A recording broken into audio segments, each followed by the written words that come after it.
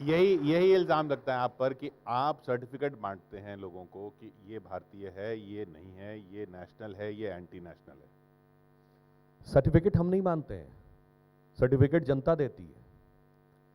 यदि महात्मा गांधी ने अपना राजनीतिक दर्शन क्या दिया था? राम राज्य। देश की जनता ने उनको सर्वोच्च पद पर बैठाला अपने हृदय में। उनका नित्य का भजन था रघुपति राघव राजा राम। उनका अंतिम शब्द था हे राम, जो आज भी उनकी समाधि पे लिखा है।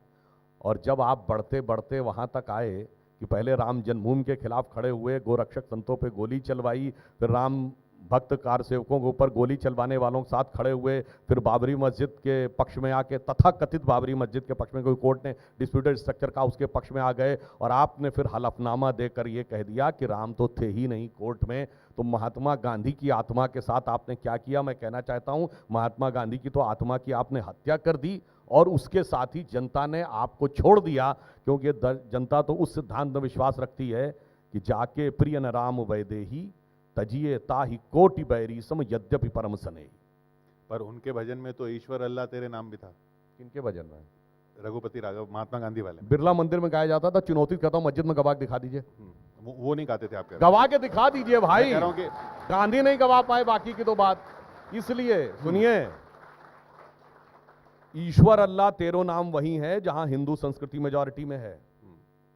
अच्छा बताइए, भारत में ही कश्मीर में मेजॉरिटी खत्म हो गई, वहां बचा ईश्वर अल्लाह तेरो नाम? नहीं बचा ना। अच्छा बाकी तो छोड़िए, भारत एकमात्र देश है, बहुत लोग चीजें लोग भूल जाते हैं, तथाकथित बाबरी मस्जिद तो बहुत बात करते हैं। इस देश में एक मजार थी जो ध्वस्त कर दी गई।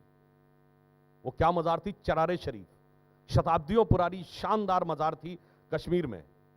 कौन जला के चला गया? पाकिस्तान का मस्तगुल। क्यों? उसने कहा मजार कुफ्र है, ये एंटी इस्लामिक है, इसलिए जला दिया गया। लोग बहुत कहते हैं कश्मीर जो है वो सूफी मत का बहुत बड़ा केंद्र था।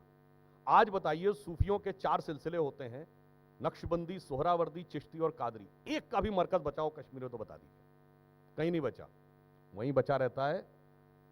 यह समझ लीजिए कि ईश्वर अल्लाह तेरो नाम ही नहीं, भारत दुनिया का एकमात्र देश है। यदि मैं आपसे पूछूं एक देश का नाम बताइए जिसपे इस धरती पे पाए जाने वाले सारे धर्म पाए जाते हैं, सिर्फ भारत। पारसी अपनी जमीन से मिट गए, भारत में फल फूल रहे हैं, बड़े बड़े उद्योगपति हैं, बड़े बड़े साइंटिस्ट हैं। यहूदियों पे पूरी दुनिया में अत्याचार हुआ, सिर्फ भारत के लोगों ने लिख के भेजा, भारत के यहूदियों ने कोई अत्याचार तो छोड़िए, भेदभाव नहीं हुआ। और इस्लाम में 72 फिरके माने जाते हैं, अभी कुछ आए हैं कुछ आएंगे। पर आपसे पूछूं दुनिया में एक देश बताइए जिसमें इस्लाम के सारे फिरके पाए जाते हों, तो वो 56 मुस्लिम देशों में से कोई एक नहीं है, वो सिर्फ भारत।